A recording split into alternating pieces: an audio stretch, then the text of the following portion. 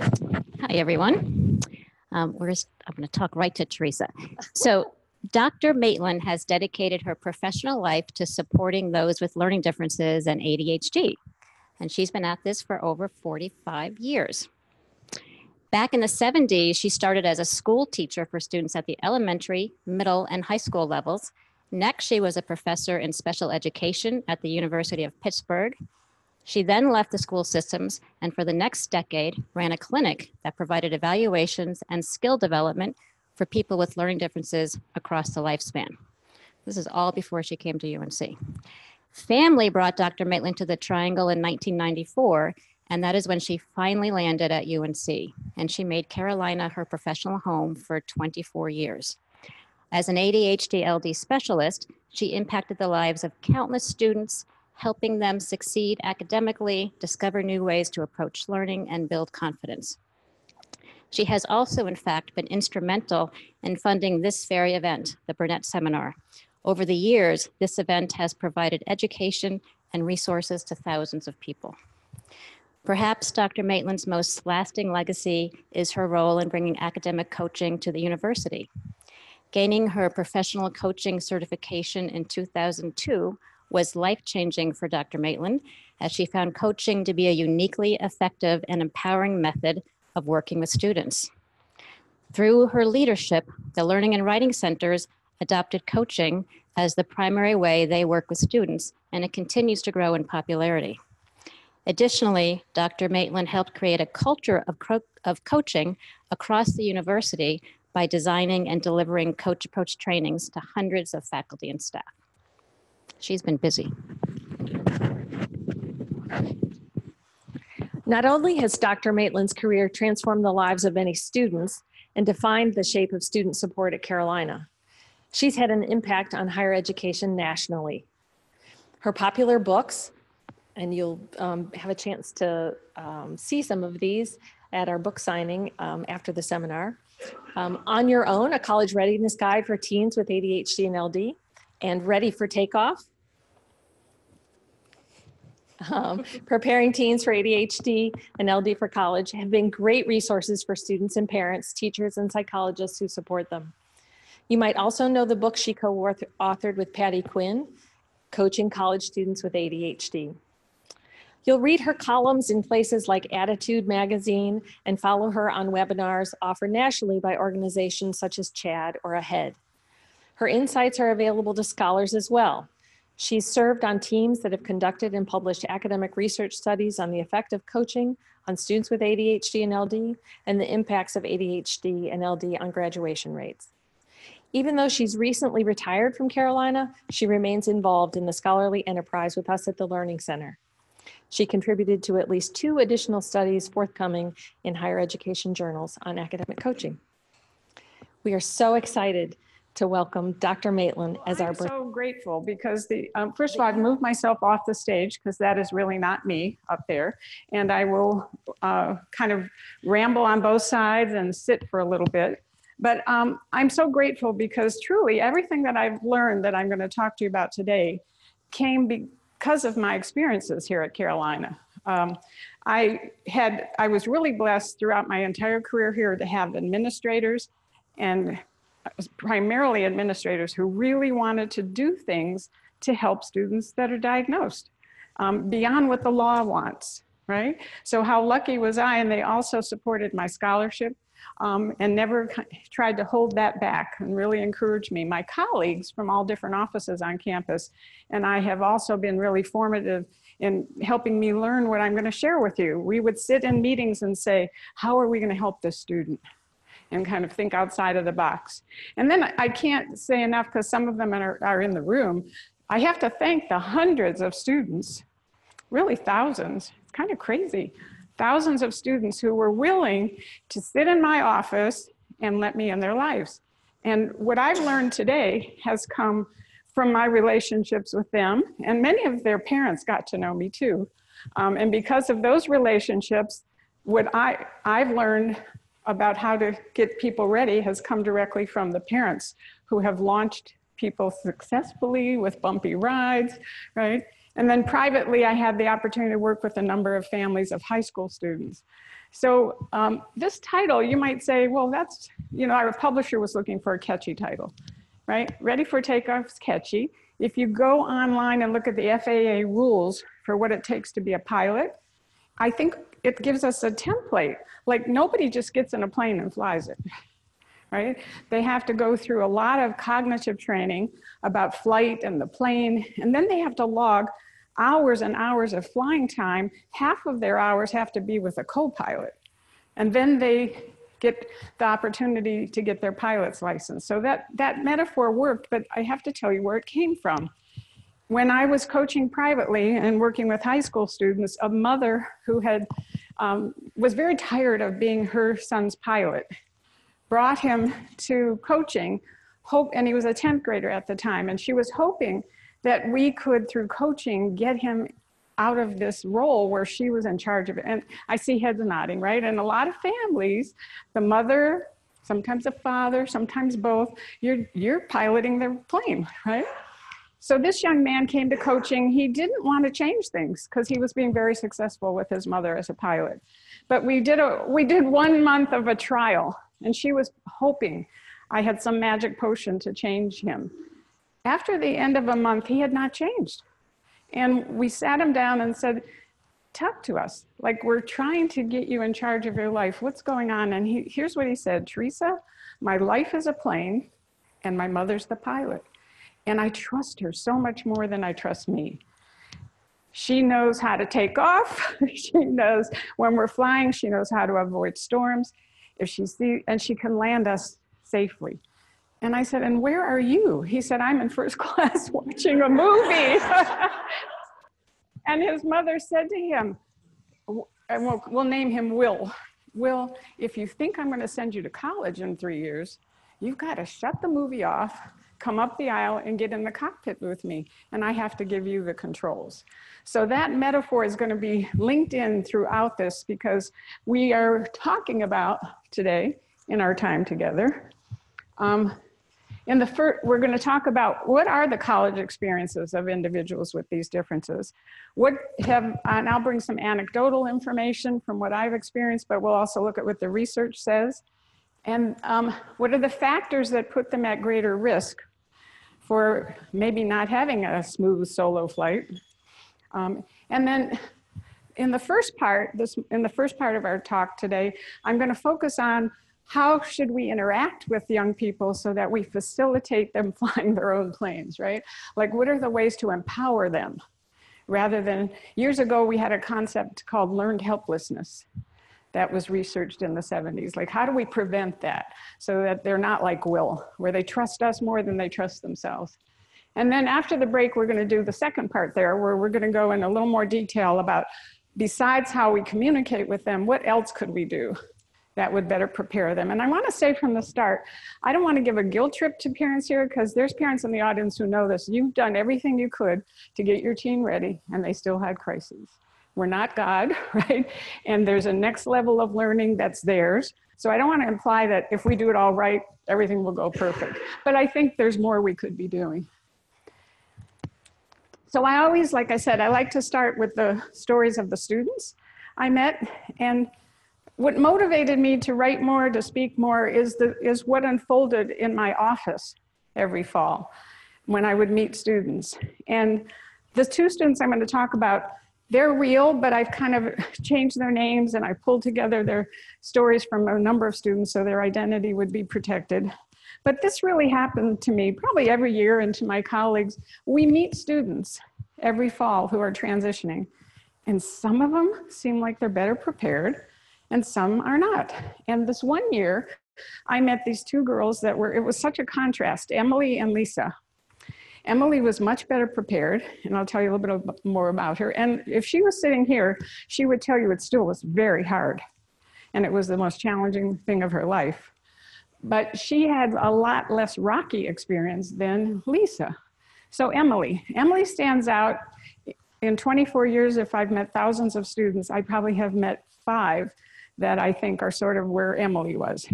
So Emily, well, let me back up. When kids get acceptance letters to college, usually if they're early applications, which are right now, right? It's usually in January.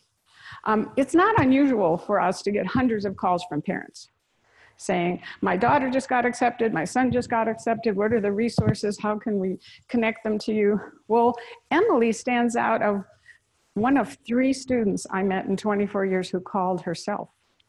She called me when she got accepted. Now, her mom might have been coaching her, but she called me and said, I just got accepted.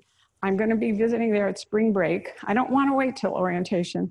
I want to meet you and I want to learn what the resources are, and I don't want to wait. I was like, wow, right? So Emily came during spring break and her mom came with her. And unlike many interactions, when I brought them both back and I asked a question, Emily answered. She didn't turn to her mom. And she was really aware. She had been diagnosed in 2nd grade with ADHD and a reading disability. She knew that it was going to be challenging, and she knew that she was going to have to up her game because she relied on audiobooks. She was concerned that that strategy might backfire with thousands of pages to listen to. She also knew she needed writing help. She wondered, did we have a writing center? I mean, she was on a roll telling and predicting proactively what would go wrong and wanting to know what were the resources that our office offered her and what were the resources that she could find at other offices. And we're going to meet Emily again later, but what I will tell you is she was on my calendar as soon as classes started. And she came weekly for her first year. And she would say to you, she finished that first semester with like a 2.5, close to a 3 point. There were some challenges that she did.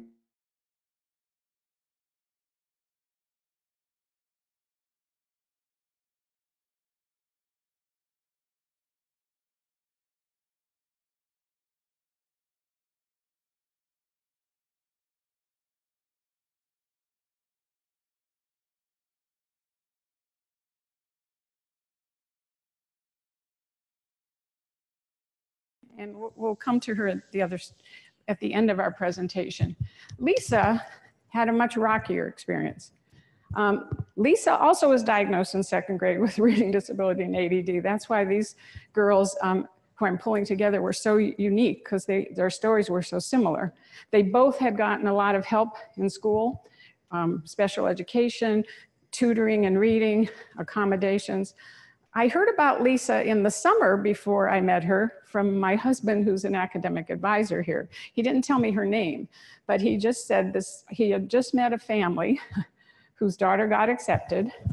Actually, he met them at orientation, and she didn't really want to come and talk about her disability with him, but they came to talk and they wanted to know what the resources were, but they didn't think she was going to need much help because in her high school, she got all A's and she did really well. And she actually, she didn't really like talking about her disability, which is why they weren't bringing her.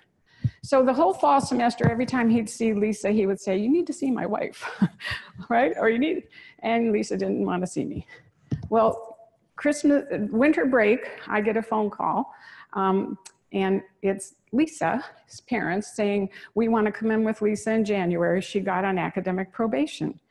And by the time I met her after winter break, she was in dire straits. She'd never gotten anything below an A. She was really shocked that she got such low grades. That made her not continue going to some classes. And by the time I met her, depression had set in, and that was the bigger issue. And somewhere after about a month of talking with her, she was beginning in hindsight to see everything she did wrong and feeling very guilty and having sort of a terrible self-criticism experience. We walked over to Campus Health and the decision was made to withdraw her from the semester because her depression was making her unable right now to learn. So she had a much rockier experience. We will meet both these girls at the end, as I said. So their stories, when I started reading the research, their stories typify what the research said. The research says there's a lot of good news in today's world for individuals with these differences. And Emily's story kind of is showing us that they are the largest and fastest growing population of people with disabilities on college campuses. That number has been growing exponentially for the last 3 decades. And let me just say, having been a teacher in the 70s, are any of my colleagues who were there at the beginning in the audience? I mean, back in the 70s, if you had somebody with these differences, life was not hopeful for you as a family. Schools didn't even have to teach them. They could keep them home. It wasn't until 76 that laws were passed that said schools had to teach everybody. So if you had somebody who wasn't learning normally early on, not only was college out of the question, sometimes they couldn't even go to school. And then once the laws were passed and people were starting to put programs together, most schools did not have any hope of them graduating. I got in trouble as a young professional disagreeing with my supervisor who told parents of upper elementary students that that district wasn't going to have middle school or high school classes because beyond age 12, if your child hadn't improved, it was hopeless. That was the message. So in today's world, because of the laws and because of education, people like Emily and Lisa are being found at earlier ages. We understand there are gifts that come with these weaknesses, and we're intervening so that they can actually get to college. And what Emily's story shows is what the research shows. If they're willing to use resources, for the most part, they can have experiences that are similar to their non-disabled peers. Because we can predict they're going to have some challenges, but if they're hooked into the resources on campus and they're getting accommodations, things can go more smoothly for them. The unfortunate reality is this: Emily's in a minority. People have studied kids who have had special help in high school and tracked them to college and looked at what % of them actually used resources in their freshman year. And what's your guess? As I get a drink of water. What % of people coming to college knowing they have a difference and having had tutoring, having had accommodations, actually use help? Somebody said 20? We have a winner, 20. These are, and let me say as an aside, there are about a third of the college students with these differences get diagnosed in college, which is a whole nother lecture and a whole different story. But the group that's coming, already knowing, there's a lot of reasons why this probably happens, but they're more like Lisa, right? So let's look at what we know about people who are at risk. The research also says that Lisa's profile is also more common in people with LD and ADD, that in their first semester, they may be more likely to get on academic probation, to become ineligible where the university says you have to stay out because of your grades. They may be more likely to withdraw from the university on their own accord because of emotional issues or to avoid failure. And they may or may not graduate at all, or if they do, they may take longer. What I forgot to mention on the other slide is the research shows that there are a lot of students with these differences, like Emily, which we will learn later, who graduate in 4 years and have a more typical college experience. The way the ones who do graduate in 4 years, the way they tend to do it is they'll take 12 hours instead of 15, 4 classes instead of 5, because it's so overwhelming for them to take 5, but then they go to summer school every year, because they're trying to balance their lives. So we do have evidence that a lot of people like Emily, but the research says they're more likely to take longer. They may take 2 to 3 more semesters, because what we've learned from Lisa's story is if she pulled herself out in her spring semester, right, she's now slowing her pace, right? They may need more time. A joke that I made that's kind of funny, I think. When we did the research on graduation rates here, and we looked at their 4-year rate, their 5-year rate, their 6-year rate, and their 10-year rates, their 4-year rates compared to people without diagnoses was a huge discrepancy. By 10 years, they've caught up to everybody else. Like, are you wanting to fund a 10-year college experience? That's still, it still could be 8 to 10 semesters spread out over 10 years, right? So, unfortunately, the research does suggest that 80% of the students who come to college, knowing they have a difference, do not use services. Even though the research says if they use them, they're more likely to do well. It's kind of crazy. we'll talk about that. So my experiences every fall and my colleagues' experiences, we were beginning to see that it's mirrored in the literature. Why? Well, as the slide depicts, a major reason why is they have differences that you know because you've been raising them. The differences aren't bad, but they have differences that make academic learning harder for them. They may have, like these two girls did, they really had brains that were different that made learning to read hard. And then learning to write and spell was difficult. Even if a person doesn't have an associated learning disability, even if they just have an attentional disability, if that's their only diagnosis, research suggests individuals with ADHD have reading comprehension issues, partially because of their inattention to detail or how fast they read, or how they don't read because it's so painful to sit and read. They may have trouble finishing assignments, so they get lower grades, not because they don't know the work, but those next level skills, all those higher level thinking skills that we call executive functioning skills are deficient in this population. So if you think about what it takes to be successful in college, and if you have trouble organizing your mind and problem solving and planning, in addition to your academics, all of a sudden the challenges are greater. Individuals with learning and attentional disability differences also tend to have coexisting emotional and physical challenges.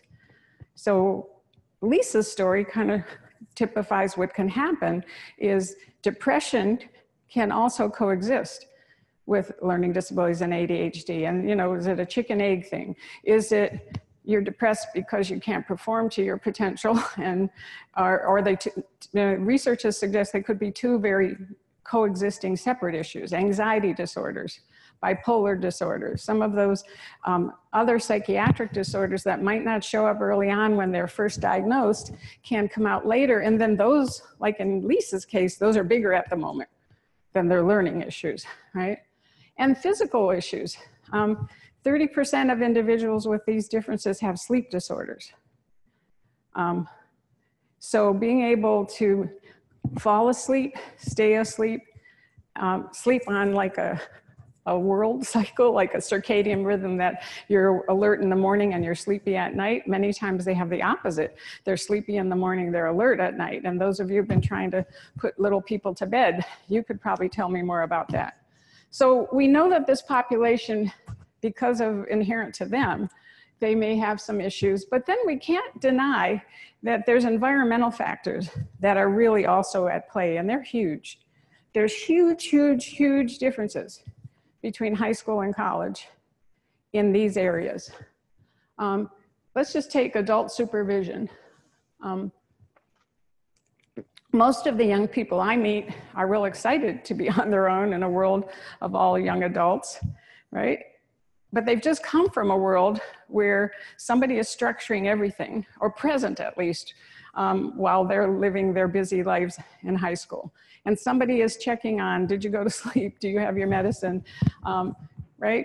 What's coming up? Do you have any assignments? So there's a lot of adult behind the scenes piloting, right? And the teachers are doing it too, because the teachers are reminding about assignments. And remember, there's a big term paper and it's due. So there's a lot, where in college there's, through texting and phone calls, there can still be adult contact, but it's not that direct contact where you're in the room while they're doing their homework, while you're cooking, right? All of a sudden they're gonna have to find a place on campus where there's no adult checking them, and they could be on Facebook all day or Instagram or whatever will be the next big thing. So this, coupled with daily life changes that are dramatic, and those of you who have high school students know this, high school is regimented, no matter if it's on block scheduling or not.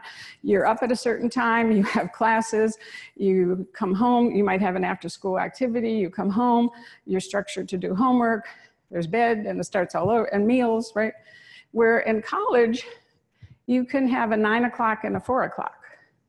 On Monday, Wednesday, and Friday, and on Tuesday and Thursday, you might have an 11 and a 2:30 and a nighttime and there's these huge blocks of time that there's no supervision, and I always say, think of what we've done. We've got all young people, in a world of all young people, with every entertainment and temptation available, right?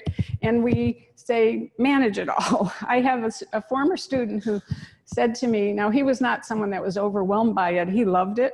He loved the freedom and the clubs and all the stuff. But one day he said to me, and I just saw him this morning and told him I was going to use his quote. He said, Theresa, being in college is like being a kid in a candy store, but there's no owner. And even though I hated how my mother nagged me, now I realize I don't know how to nag myself. So those first two alone, I always think, when I do this talk, I always think this would be helpful for any student going to college, right? But I feel like for my peeps, people with these differences, it's essential that we really understand and program things for them, because these first two issues alone can knock your socks off as a young person. And then we have to look at the academic expectations. In high school, there's an accountability usually built in because there's a lot of daily homework. Right? And then you have a chapter test, and then you have a unit test, and it kind of keeps you on your toes.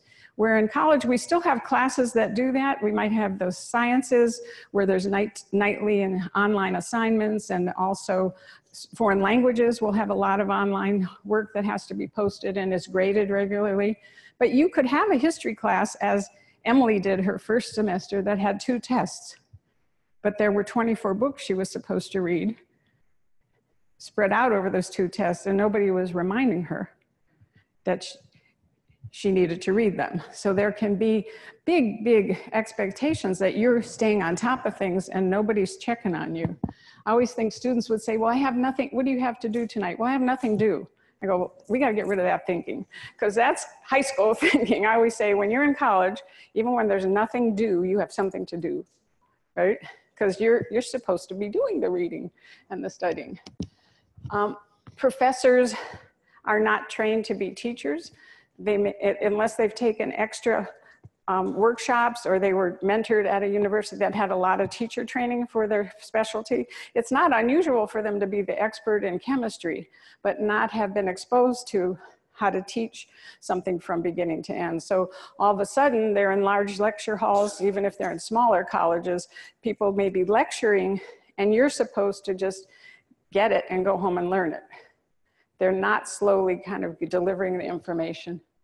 And then we can't let go of the social adjustment of, for some people, just leaving home and living with strangers and sharing a bathroom and a bedroom is overwhelming, right? And then to make it even more complicated, the laws that govern the college world for special services and for communication with parents are not the same as the laws that govern the K through 12 world. And that, again, I always think that could be its own workshop, right? So what do I mean by that? So the laws, the IDEA that governs K through 12, if your child has special services, requires schools to find individuals with differences and to help them and to intervene to improve their weaknesses. At the K through 12 level, a lot of modifications are kosher.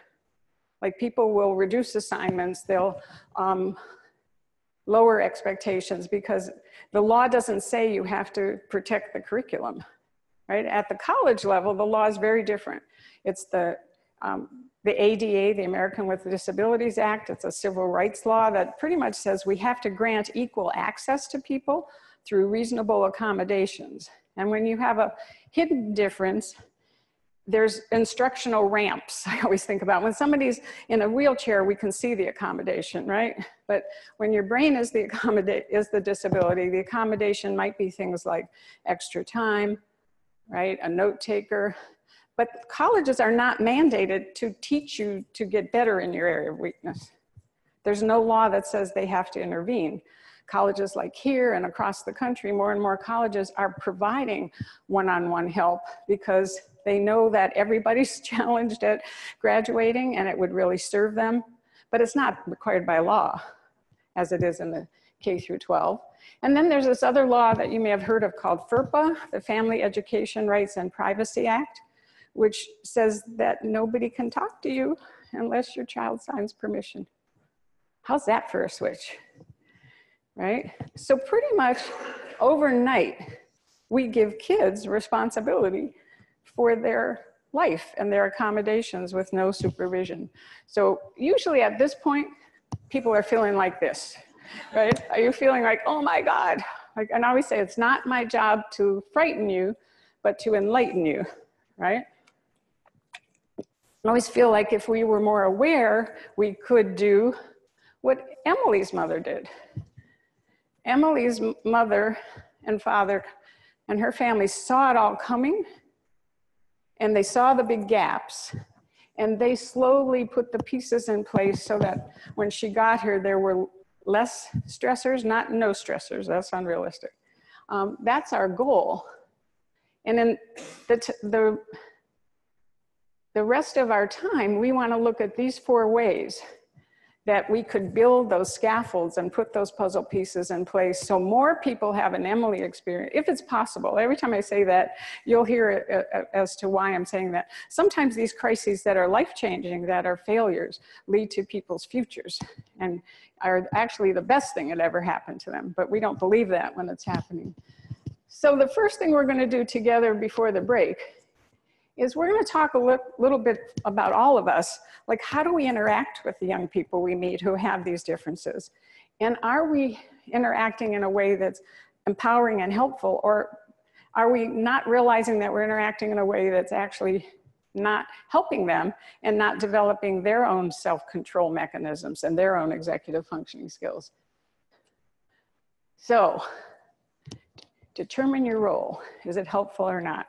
So when Dr. Quinn and I wrote Ready for Takeoff, we had very different perspectives. She had been a pediatric, developmental pediatrician and saw hundreds of families in that role. And I had spent 10 years in our clinic seeing hundreds of families as an educator. And we reviewed the literature and we put our heads together and we saw that there seemed to be ways that people were interacting that kept kids dependent, and other families with the same difficult kids were making them more independent. We tried to figure out what was going on. What we didn't know at the time is there's actually now a big body of research about this, parenting patterns.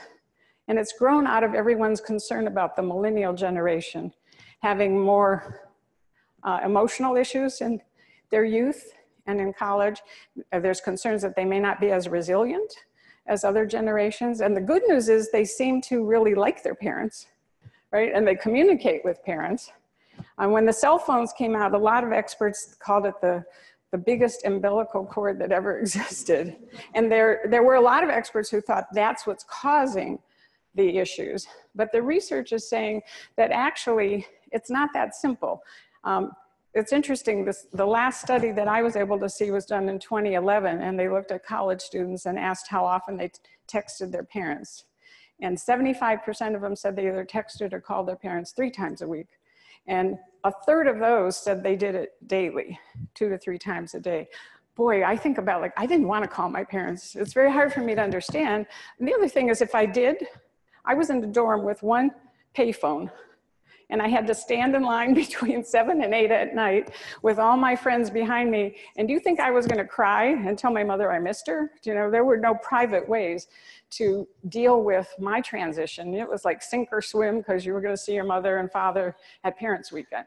Where now, I could people FaceTime their cousins, their best friends. So it isn't that so much. Researchers are saying there's actually some patterns. But before I tell you what they are, I want you to take a little test. So here's a real life scenario. Imagine your teen, or if you're a professional, a student you work with comes to you. And if you're a parent, it's after dinner on a school night. If you're a professional, you're in an appointment. And this teen is really upset. They're asking your help to get in touch with the history teacher on their behalf because they have a paper due tomorrow at 9 and it's not completed. And to make things more complicated, they do have an IEP that says they're allowed, or a 504 that says they're allowed extensions. So take a minute And I always say, God knew what he was doing when I didn't have children, because my family who's sitting here would know I'm the biggest enabler there is, right? I'm the biggest caretaker. It would be very hard for me.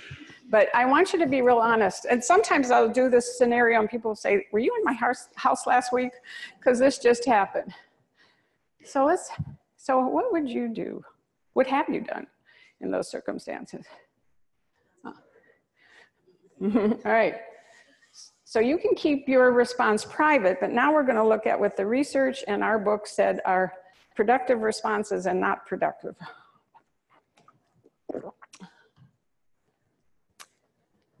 So in the book Ready for Takeoff, we borrowed from the AA literature, and we called the loving but not helpful responses enabling responses, which we'll talk about in a minute. The research actually has another term for it.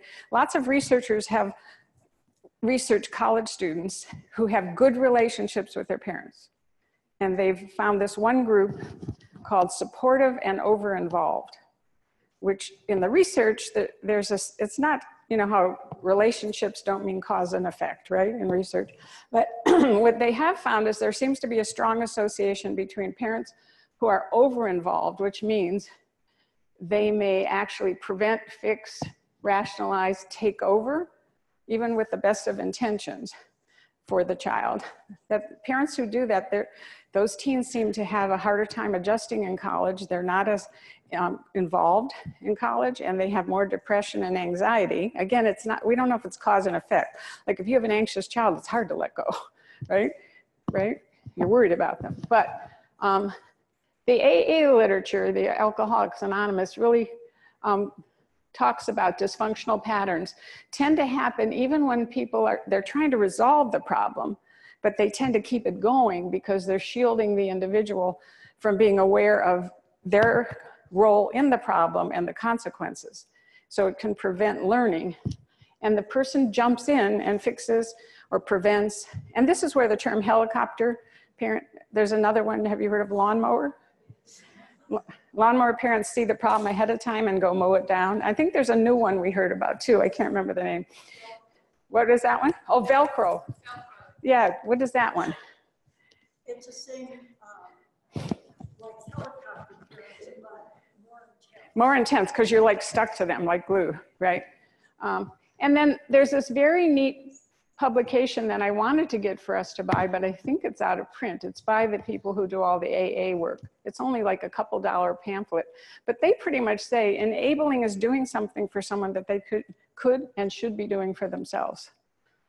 So if we look at our scenario, before I show you what enabling responses might look like, does anybody, you don't have to claim that you would do this, right? I just want to know, like, what do you think an enabling response to the teen wanting you to contact the teacher would be? You just do it? So you just say, sure, I'll email her right now, go to bed.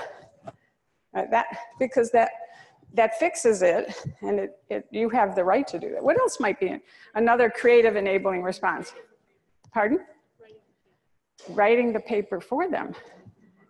Now, actually, I have done this presentation, and afterward, lots of people come up to me and say, I'm so embarrassed I'm doing that. How do I get out of it, right? And it's like, I'm not judging. It's like, we know these kids entice us to do things for them. So writing the paper, any other ideas of an? Yeah, well, you don't write the paper, but let's say you were working on a project for work and you drop it. You'd like to go to sleep because you're tired and you're going, don't worry about it. I'll make us some coffee. You sit up and I'll sit here and help you finish. Yes?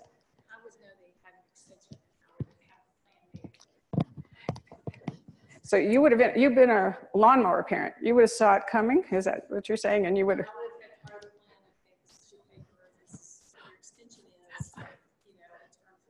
All right, so you would, again, you're doing the piloting, you're thinking it. All right, let me see what are the ones that, these are ones I've collected when I've done this workshop with other people. Well, yeah, I immediately drop everything. Send the teen to bed and reassure them that you'll go to school tomorrow and you'll talk to the teacher for them. Stay up late and help them. How about this one? Write a note and let them stay home.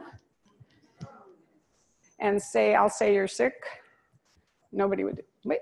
And then you said, write the paper yourself. And again, we understand why people do this, right? And As I said, I'm not judging. I understand that when you have somebody frantic who has anxiety disorder and you're worried that they're going to get grades that won't get them into Carolina or to wherever you want them to go, something can kick in.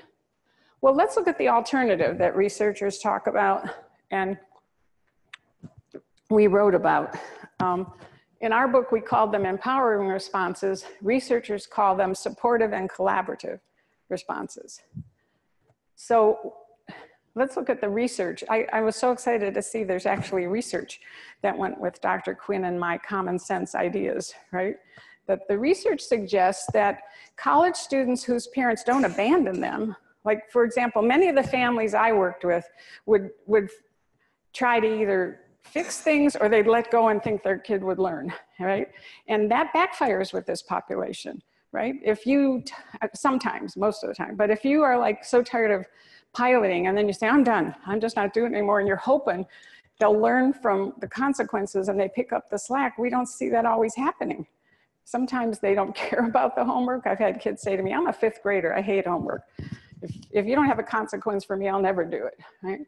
So the middle ground is an empowering collaborative approach where you're still loving and supportive, but you're actually not taking ownership and you're collaborating in some way. You're not abandoning them and you're not doing it for them, but you're staying with them to support them as they figure out how to solve it.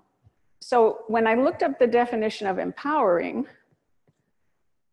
empowering means that you're acknowledging that somebody has the authority or the power to make their own decisions, and if you let them do that, they'll get stronger and more confident in their lives. That if you don't just jump in and fix it, even though it's a hard situation, if once they do it and they learn from it, it's going to empower them to be more in charge. It can also mean actively working with kids or teens to take responsibility for their choices, not bail them out, but take responsibility and hold them accountable and actually let failure happen as a learning experience, which isn't easy, right? As I said, the researchers have said that students whose parents aren't Velcro or aren't helicopter or aren't lawnmower, who stay with them and aren't abandoning them and help them work through that situation. Those students seem better adjusted to college. They have less depression and anxiety. Now, what's interesting is the grades between the two groups aren't different. It doesn't necessarily improve their grades if parents let go or if they micromanage, but their well-being and their perception of their life can improve. Well, what was curious for me when I read the research is the coach approach to parenting. I don't know if anybody in the room has had a chance to look at Ready for Takeoff, but we have a couple chapters on how to make parents coaches, which is collaborative. And that the coach approach that we've trained people on this campus, but that we wrote about in the book, actually fits really nicely with what the researchers are calling supportive and collaborative, because it's an approach that well, let's think about this. Who in the room has been a coach, right? So think about the role of a coach. And the whole coaching field has grown out of the sports coaching field, right? And it first went to the business coaching world, then it went to executive coaching, life coaching, and we've adapted here at college. But if you take the model of a good coach does a lot before the sporting event. And they know that their mission is to increase the raw talent of that athlete, right? It's not about them, although some of them probably are like that, right? But it's really their job is to pair up with a talented athlete and to bring out the best in them. And before in a sporting event, whether it's a game or a race, the coach does a lot to structure training, do drills, hold them accountable. They put a lot of time in before the event. And then after the event, right, they debrief, they watch the game tapes, they look together at what could have been done. And during the event, they don't abandon the athlete. They're there either cheering them on or yelling at them. But have you ever seen a coach go in the game? I mean, Roy Williams does not go in the game and get the ball. And that's why this metaphor is so good, because the coach knows the limits. That's not the coach's game. It's the athlete's game. So that whole model for us to think about when we're interacting with students is really powerful. It's based on some really positive, empowering beliefs that are hard to hold sometimes. They were for me, about people who are diagnosed with differences. In the coaching world, the top belief when we coach somebody is that the client we're coaching or the student is naturally creative, resourceful, and whole. When we do these trainings, my friend Mark says, he says this in his sleep now. His wife wakes him up and goes, "You're saying naturally creative, resourceful, and whole." I mean, but that is a belief in coaching that is really powerful. It means that they are not broken. Their disability, for students with disabilities, it means their disability does not define them, right? And that they have expertise and creativity within themselves that the coach could unlock. As a teacher who was trained in special ed, that my job was to look for the weaknesses and my job was to tell you how to fix them. This was a hard transition for me because I was really taught that you were broken. And it was my job to color code for you, or my job was to tell you how to solve that problem. And that's not a very helpful thing that young people, years later, when we first offered coaching here, we would do trial sessions because it was so new, kids didn't know what the heck we were talking about. So we would try it and we would have them see that we were gonna collaborate with them. Like they would come in and say, "I need to get my homework done by Monday." And they're used to coming to experts who will say, "Well, get out a calendar, let's block out your time," right? And we might say, "Well, what do you think would work for you?" And I'll never forget, a number of students would say, "How would I know? If I knew, I wouldn't be in this bind. I've come to experts like you all my life." And actually, there's one friend whose mom is in the audience who actually told me she hated our model at first because she said, "All my life, people have told me the solution." And it made me really sad because I was a teacher trainer doing that, right? We would give the fish rather than teach how to fish. But in coaching, we don't do that. We collaborate and we believe you have wisdom. And I have suggestions, but I'm not going to tell you what to do. And with the student who hated our model, what we came to an agreement is we'd at least come up with 2 choices and she would pick which one. Right? At least choice is empowering. You do that with your 3-year-old, right? Do you want to wear those shoes or these shoes? Like choice really empowers people. So the empowering belief is, I am not the expert on you. You are not broken. But together, if we use our combined wisdom, we're going to see a way out of this. It also means not being judgmental, which can be hard when it's somebody you love. And you want to say, how the heck is it that it's Monday night and your paper's not done? I saw you playing on your Xbox for hours this weekend. Like, you know, it's hard to not get in the judgmental place. Another empowering belief, which I mentioned before, but it's really critical, is that challenges and failures are really not to be avoided in life. They build resilience and they are opportunities for growth. And that's a hard one to buy when you see a child who's stressed and crying, right? In our coaching training, when they would make us do demonstrations in front of the whole group, if we failed, one of my trainers had a horn and he would blow it and say, "Ta-da, Theresa just failed. This is really great," because she put herself on the edge between what she knew and what she didn't know, and that's where she's going to grow, right? Because empowering beliefs are things like mindset. And if any of you have read Carol Dweck's work, that when we're in the hard place, our brains actually grow and change. When we're in the easy place, nothing much happens. It's fun, but nothing much happens. So let's see, some of you are naturally more collaborative and some of you are naturally maybe more of an enabler. But let's hear, like, what would be a collaborative approach to the dilemma of the paper being due tomorrow?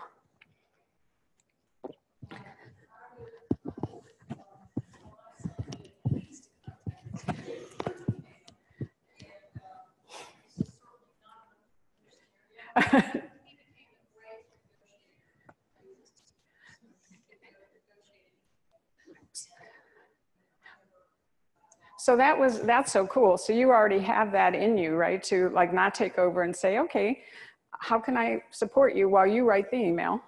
and put it out there. And my father used to always say, you can ask, you just might get no, like you have nothing to lose. See if she'll respond. Because in college, that is what they can do, right? They can go to office hours and say to the professor, I had 5 papers due. I'm sorry I didn't come earlier. Is there any way I can have an extension? And sometimes they say yes. Sometimes they say no. And they can say no. So that would be one, is you could say that email is a great idea. How about you write it? And if you need me to help you word it or edit it, I'm happy to do that. What else do you think might be collaborative? Yes. So you could really go right to mining their problem solving. And if they're not freaking out, like sometimes you've got to get the feelings out of the way, right, for their problem solving to come on and say, so all right, I know you're freaking out. There's a solution to this. What do you think would help? What do you think you could do right now? Short of me writing it, short of me writing to the, and what could come out of that is, who knows? Sometimes people say, I have no idea, right? Is there any value in a post-mortem that asks them, well, what did you do between the start date and now that you might have done differently?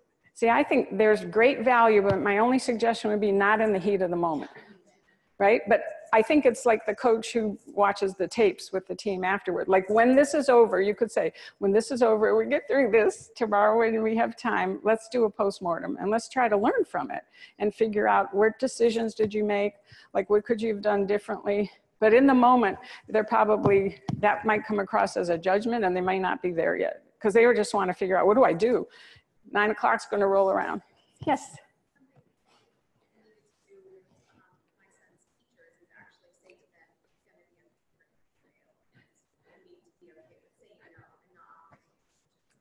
So sometimes you might have to go, right.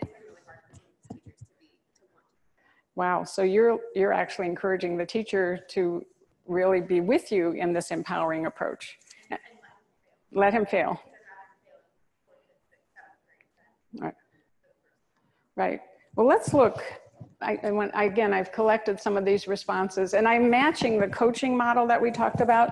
So if you, one idea is just to listen fully and curiously without judgment, if you can. And if you can't, you might have to go for a walk and calm down. Or if maybe somebody else in the family is better at doing that, and just really listen and say, this is really stressful. I can see this is really freaking you out. And to keep yourself on the sidelines and not protecting, not fixing, and just say, I'm really not willing to contact your teacher for you, but I'll sit with you and let's collaborate. Let's see what we can do. And this is that part where you're not abandoning them, you're collaborating. So questions, yeah, you said like, what are your options?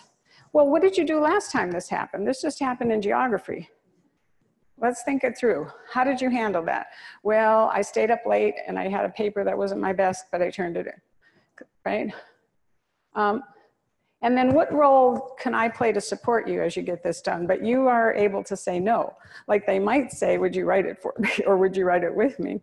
And you could say, well, short of that, what else do you think I could do? Because you get the right to say no. We are adults who have ideas, right? And we still want to bring those forward, but not in the controlling way we would if we took over and just wrote the paper or said, I'll call your teacher and I'll lobby for a 2-week extension. We could say, I'm getting an idea. Can I make a suggestion? I see you have these outlines and I know you just got a new dictation app. It's only 6 o'clock, right? Paper's not due till 9 tomorrow. Could you use that app to just dictate the paper? Right? And then do your best at editing it. So like if you see ideas in coaching, that's always the big question when we train people is, am I allowed to say anything? Well, anything short of saying, this is what you need to do, that's not coaching, right? Or I'll do it for you. But you could say, do you mind if I have some ideas? Let me throw them out. But you have to have no attachment to them. They may say, no, that's a stupid idea. I hate that dictation app. And then I'll have to check the spelling even more, right? You could say, well, we've already said, you send the email. I have an idea. What if you get as much done as you can, and I'll go with you tomorrow, and I'll partner with you when you talk to your teacher, if that would help you. Just go with something. My suggestion would be go with something. So she sees what, and go with being able to explain what stumped you. And we can role play together what you would say to the teacher. You could actually ask me, like if it gets messy, I'll be willing to say such and such. Like you could actually create like an option where you're gonna support the interaction. So you see these differences. Let's just think for a minute about these two approaches. And I always think I don't have children, but I imagine if you didn't enable, your children wouldn't be alive to go to college, right? Enabling is part of parenting because at certain stages, they need you to do everything for them or they wouldn't live, right? And it's gotta be kind of crazy because if you stay in that mode on everything, that's where things backfire, right? That's where it backfires.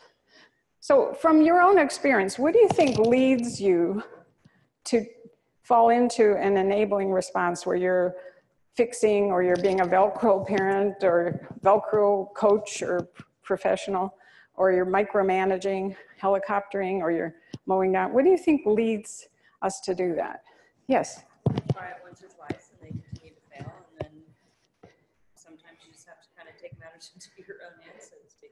So if you've tried to get them to take charge and you just get frustrated because you're not seeing any progress, and like, what are you gonna do, right?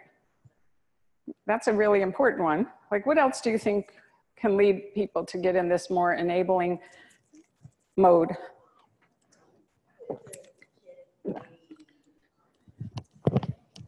Like you're afraid that they might blow up, or like if they fail, like it just The world will end. Like, and then that's the biggest damage. So Well, it seems so much easier. as we said in the beginning, oftentimes there are coexisting emotional styles that you're trying to prevent, like a major blow up or a major crisis. So you're fixing just so that you don't have that other thing happen, right? I see other hands, yes. Well, I think back here, let me, right there. Oh, you have other children, yeah. Yeah. Well, imagine that, right? You have two family members, you might be working, you have other children. This takes time, and it's like sometimes you just don't have the time to have the coaching conversations. So like, let's just get through the day and get to bed tonight. Yes.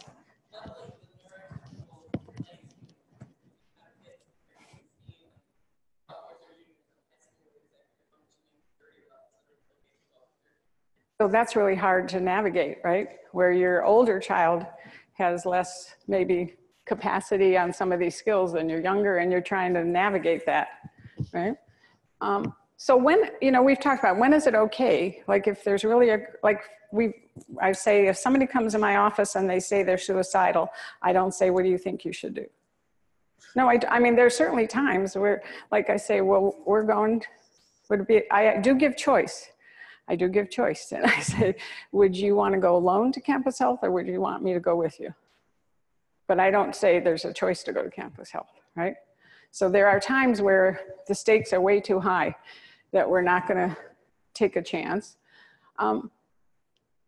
Let's go to the next one, the third one down. What do you think is the impact of that approach, though? What have you seen in your lives with your children of the enabling approach? Like, what are the good sides of it? Like, what are the positives of that approach? You've already said some, but what are some of the prices? Yes. One of the positives is, these situations tend to repeat themselves, and I find that although I might enable a whole lot on the same situation in the beginning, as that same situation begins to repeat itself, I can say, let's remember what did I do last time. That's perfect, because it actually could be a stage in modeling, right?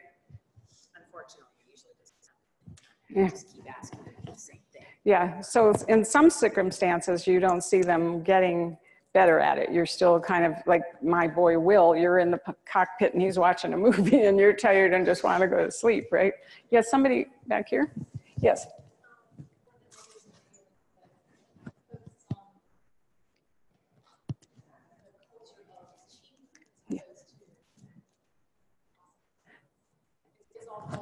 Yes.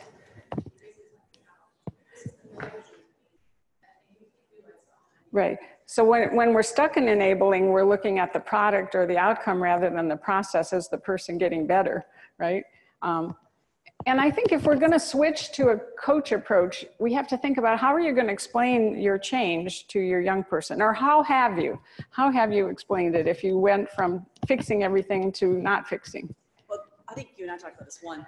The one thing I was surprised when I told my child, we were talking about him writing his college essays versus me writing his college essays. And I said, what do you think I'm teaching you if I write your college essays? And I was thinking it was going to be about honesty. And he actually said, you don't think I'm capable. Wow. And so I think when we're enabling, a lot of times my children begin believing that they're not capable of doing it. Therefore, mom's the only one that can do it. That's so powerful that you say that, Morgan, because that's pretty much what the research says when they've interviewed students whose parents were supportive but over-involved. They said, it makes me feel like they don't think I could do it, right? Which is not what you want, right? You really want to find a way to put that control in them. But I think if you're going to make the change, you have to have a little pep talk as to why you're doing it, right? When we have students come in and I mean, imagine an 18-year-old who's been told what to do everywhere, and we say, what do you think, like I said, what do you think you could do? We explain to them our model, that we do believe they have a lot of wisdom, even though right now they may not feel they do. I always think of last year, there was a young girl that was crying. She wasn't somebody with a diagnosis, but she got her first D. And I asked her, and I said, well, we believe you have wisdom. And she goes, there's no wisdom here. I said, well, right now you don't feel that, right? But we have to say, we believe you have wisdom, and you're going to be going to college or to life.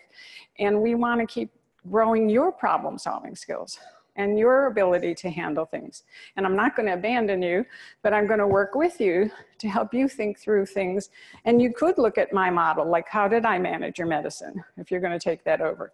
Do you think you want to do it the way I did, right? You have to explain it. And then I think it is for us to think about, like, if you're going to take this approach, what would you need to be able to take, if it's not your, like someone back here, that's their natural approach.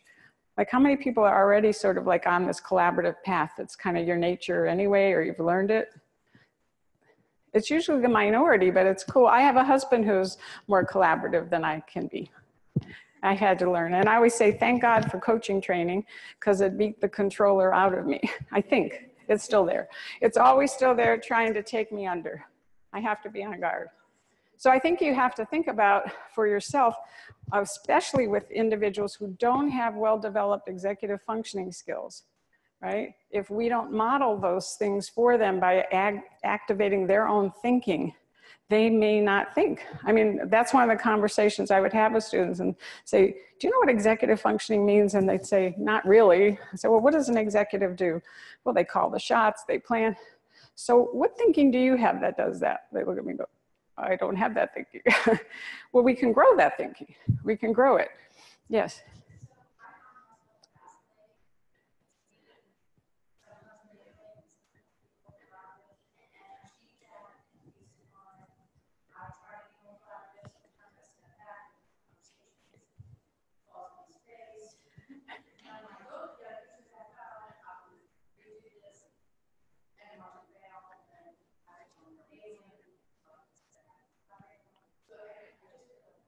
Well, it's hard.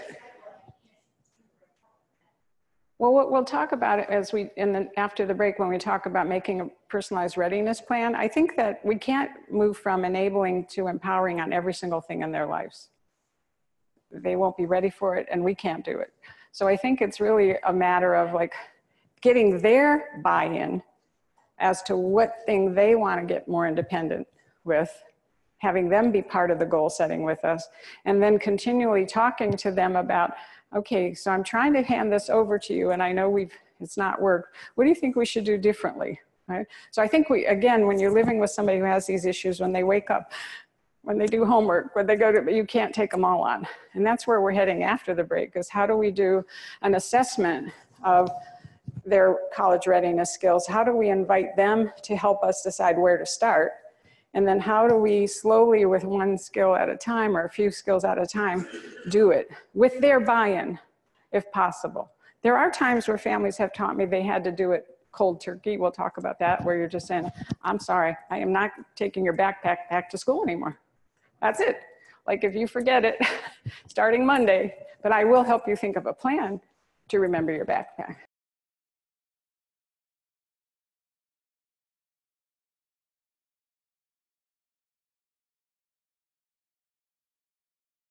Yes, I always say you're among friends and you can get up and pace in the back. I may sit periodically during this half because I want to stay energetic and with you, but I also may sit while you stand. So good snacks, good snacks. I hope everybody had a good break. So where we're heading is this idea of assessing college readiness. And I feel like I've neglected this half of the audience, so I'll be on this side a little bit. When Dr. Quinn and I were designing this book, these two books, our goal was to have something that we couldn't find in any bookstore. We both spent about 6 months going to bookstores looking at what existed for college preparation. And if you've done that, you know, there's like tons and tons of shelves on how to get money for college, how to prepare for the SAT, how to prepare for the ACT, how to get into college, how to do your college applications. And we kept looking for like a practical guide that would help people prepare kids and to be in college, because again, the research suggests that getting in for people without disabilities, getting in college is only half the battle. Like 50% nationwide, our graduation rates are not very good. Like only 50% of college freshmen who enter have graduated 5 or 6 years later. Now that may mean not everybody needs college, but it could be we're not ready. So we started looking for readiness checklists that we could use and just reference in the book. And what we found was there are some out there. I actually did a new search yesterday just to see if anything new is there. And the government has a college readiness pamphlet, but it is much broader. Like for example, on the cover, it says, it has a checklist with 3 items. It says, find money, take the right classes, and pick a career. Now it's a whole pamphlet, and then they have freshman year, but nothing's broken down. Like talk to your teachers about what colleges you should go. It's not really comprehensive. And I know that in my work in our clinic and even privately with families who brought their young people for coaching, talking about college readiness was emotional and difficult. So we wanted to, and we thought teens like to take quizzes. Like, am I a Capricorn?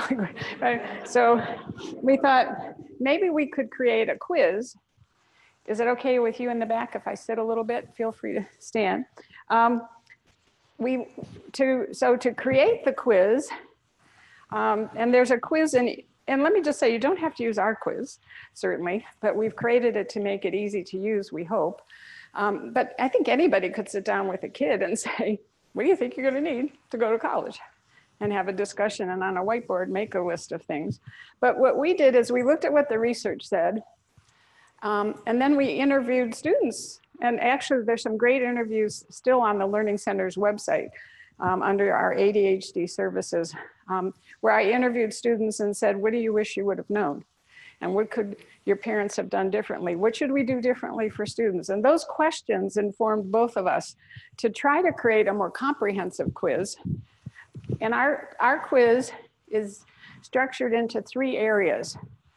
And like I said, we tried to create this so that families, professionals, teachers could have a tool that's non-emotional to just introduce this concept that there's a lot of skills you're going to need. Let's look at what they are, and let's see where you stand. So the 3 areas, self-determination skills, daily living skills, and academic skills.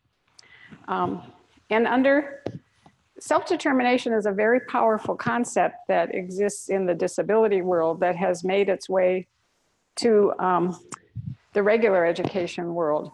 Because what that really means is we want people who are self-determined. And that means they know who they are, they know what, and they value themselves, and they know their strengths, and they know their weaknesses, and they can actually dream, they can get a dream and turn it into a goal and make a plan for that goal and achieve that goal and learn from the intervention. And it's interesting, when we did our first coaching study, we used some measures that measured self-determination. And although our study had a small sample, we did see that coaching moved people in this area.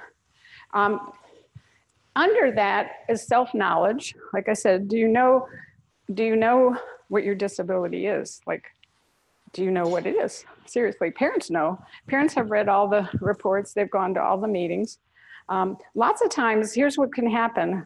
This is an example of where the family had great self-knowledge and the young person didn't. I had a young man a couple years ago who was accepted here, and he wanted coaching during the summer to get ready. And Skype had just come out. That was maybe 4 or 5 years ago. So we Skyped.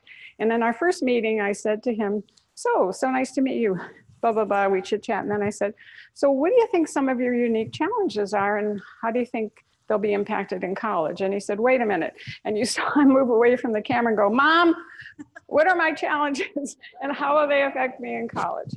And that's probably the reality for many kids, that moms and dads have been in all those meetings. And you've come to grips with what all these terms mean, but they may not. And do they accept this difference?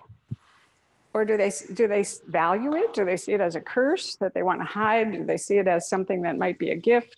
So having the ability, not just about your difference, but about yourself. What are your talents? What are your passions? My husband always tells us we have to always be tuning into what major people are in. Because a lot of problems people have in school is they're picking a major that might not match their talents and passions. And they're picking it like out of thin air, right? Not only is self-knowledge a key, but self-advocacy. And I want to go back to Emily and Lisa for a minute, because the difference in those two girls had to do with their self-advocacy skills and their self-awareness. And as I said to you, Emily came knowing a lot about herself, but when I met her mom and I said, how did this happen? How did she get so great at advocating for herself? She said, it was a long process. In second grade, when we went for the testing, she did not want to know what that testing was about. She cried, she thought she was different. At some point, I made her sit with the psychologist and have somebody explain to her what we learned, and I tried for it to be in positive terms. So she started very little bit at a time. If any of you were here when Dr. Hallowell was here, you want people like him telling your kid they have a diagnosis, because he says to them, I have great news for you. You have a race car brain, like a Ferrari, right? Isn't that what he says?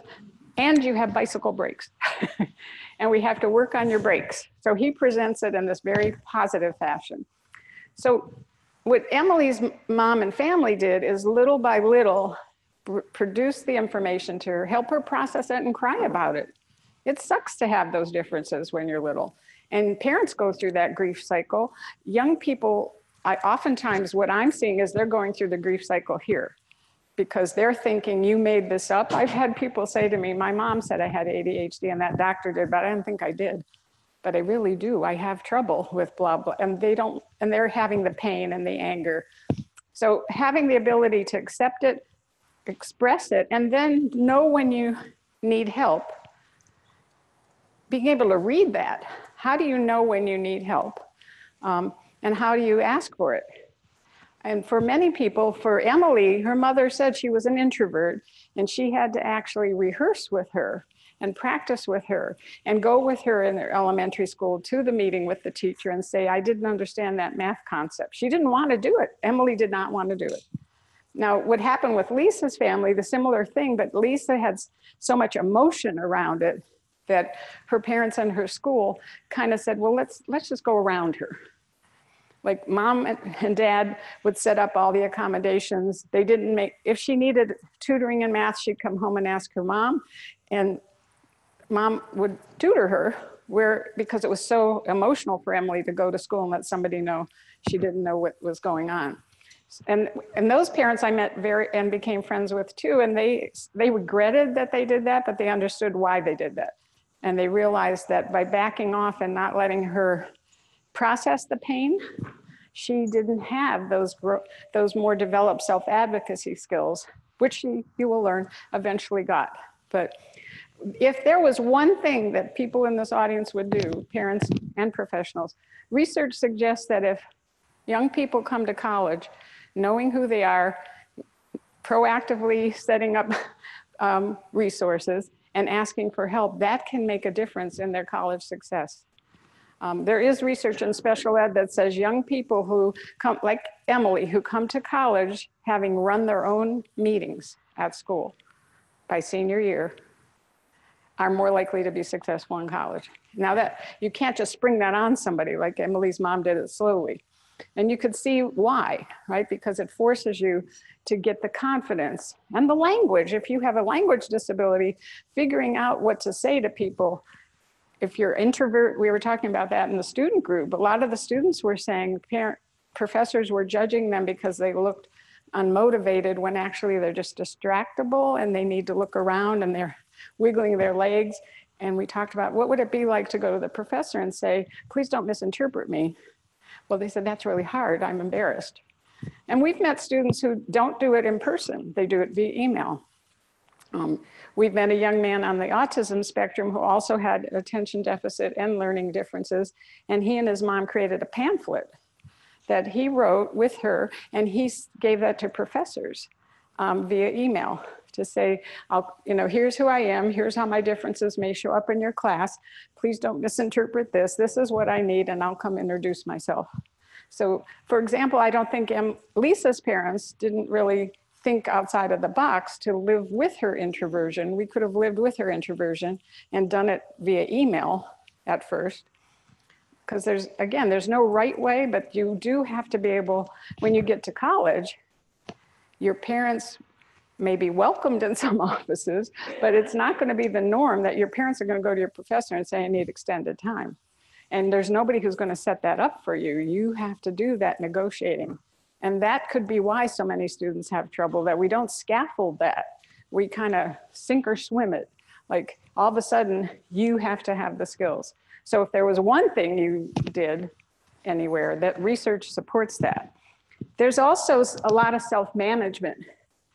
And what do we mean by that? Like under self-determination, it's partially being able to dream, know what your dreams are, and turn it into a goal and make a plan, coaching yourself sort of. But there's also emotional self-management. Like, can you tell when you're getting so frustrated when you're doing homework that you should stop and take a break, right? Do you read your feelings? Do you know how to manage your feelings with other people? And a big, big one in society is, do you know how to manage your attention and technology? The generations of kids that you're all raising are used to having technology, and we have heard it all the time, and our students will say, I need help paying attention, and then we'll talk to them and we find out that when they're on their laptop, they're jumping from the site where they're reading and they're going to another site, and they're going to another site, and they're going to another site, right? Or their phones. I actually just got a new Fitbit, and I was thinking, oh my God, that's also part of the problem, because every time I get a text, I have to change that setting. It's buzzing me, right? And it's a huge issue for all students, but especially if you have trouble with self-management and your phone is, or your laptop or games, right? Your games you love, and you'd rather do that than anything else. So it's like, how do you learn how to manage your emotions, how to manage your attention? So that's a big component of college readiness, because it goes back to what we talked about earlier. There's no adult checking on you, right? We heard 2 students today in the group that met me for breakfast say they study together in a room in the library, and they actually stand when they do it and they work on whiteboards. But they said, because she's there, I'll stay on task. But if I was alone in my dorm room, I'd be off task. So having that body double and knowing that about yourself. Whoops, staying with daily living skills. Lots of times these get ignored in our quest to have people academically ready, but they're so critical. I've highlighted a couple of my favorites. Self-care. What is self-care? In the checklist we have, at one level, it's really being able, if you take medications, knowing what they are and being able to take them being able to order the prescription. I mean, if you're not in the same area and you don't want to be driving to campus delivering the prescription, that's a big step. I have had students in my office crying, saying, why didn't we practice this before I came here, right? This is really big. And now I have to figure out which pharmacy to use. I can't remember storing your medicine safely. You know about the problem of stimulant abuse on college campuses. Recently, Attitude asked me to do an article on that problem. And when I read the literature, which I hadn't read when I was here, I was astonished to find out the #1 source of stimulants on college campuses are kids with prescriptions. And I did have one student who is now in med school who opened my eyes, and he said to me, you've got to teach everybody you work with how to say no when people come asking for your Adderall, because they're going to come. And then what he said was the hardest for him is his best friend came and asked. And he could say no more easily to the strangers, but what was he going to say to his best friend? So there's a lot of medication management, making your own doctor's appointment, making appointments. That's the one I always think about. Colleges run on appointments, big ones do. I don't know if small ones have more drop-in services. And we have some drop-in services on campus, but for the most part, all of a sudden here, you have to make an appointment to see your advisor or to come to the learning center, the writing center. You have to know how to keep track of it, right? And you have to get there on time. Where in life do we practice that one before you get to college? But many families I worked with figured out ways to do that. Like, let's start with your hair appointment. We'll have you make your own hair appointment. We'll have you make your own doctor's appointment. And what do you say? Like, you have to coach through that. Management of your body. Are you able to know when you need to eat, what to eat? How about rest and sleep? One year I did a coaching group with all girls who were freshmen, and we used the checklist from the On Your Own book, and they assessed their own readiness. All of them had trouble managing their sleep, and they didn't want to manage it because at home, their parents would be micromanaging their sleep, saying, you need to be in bed by now, you need to be. Well, one girl was trying to see how many days she could go without sleep. And what happened though with all of them was they all learned that I need my sleep. Now, it would have been helpful for them to learn that at home, if possible, because you need to learn, like, well, what happens when you don't sleep? Well, one slept through a final. You'll learn, right, when you do that, or they fell asleep in the extended time room where nobody was checking on them. So managing sleep, knowing when to send yourself to bed, waking up is one that I can't overstate, right? You probably live with young people who you have to shake to wake up, right? So practicing learning how to wake up with an alarm. The same young man that I mentioned told me about how we need to help people not share their pills. He was a senior and he had never awakened himself. His family always awakened him. At one point, his father would like spill water on him. And these are all because of sleep issues. His roommates were waking him up and he felt very embarrassed about that. And eventually we found an app called I Can't Wake Up. And he was the first to try it. That app makes you program 5 to 7 cognitive tasks that you have to do before the alarm goes off. Like you have to add and you have to subtract. And by the time you're doing, and your alarm is blaring, and he said, either I'll wake up tomorrow or my roommate will kill me, right? So these are big issues that lots of times, and I realize that, again, people are busy and they're not necessarily seeing what's coming, but I can't tell you how many students I met who never woke up by themselves until here, and then at their 8 o'clock, they got in trouble because the prof closes the door, right? Being on time, as we said, with friends and with people on campus and being aware of time passing. The academic skills piece, and again, for parents in the group, I don't really know how easily you can work on these readiness skills. These would be things like knowing, what are my preferences for, should I study alone? Should I study in a group? Should I study in a quiet place? Should I study with noise? Lots of times parents dictate some conditions, and actually they may or may not work for young people. What we end up having students try to figure out is, well, what does work for you? I know your mother has said you shouldn't have background noise. And I don't know, should you try a week of background noise and then come back and say, does that help me or does that distract me? Is the library a place where I stay on task, or do I actually get off task? Really learning like, where's the best place? What conditions? Do you work better alone? Do you work better with other people?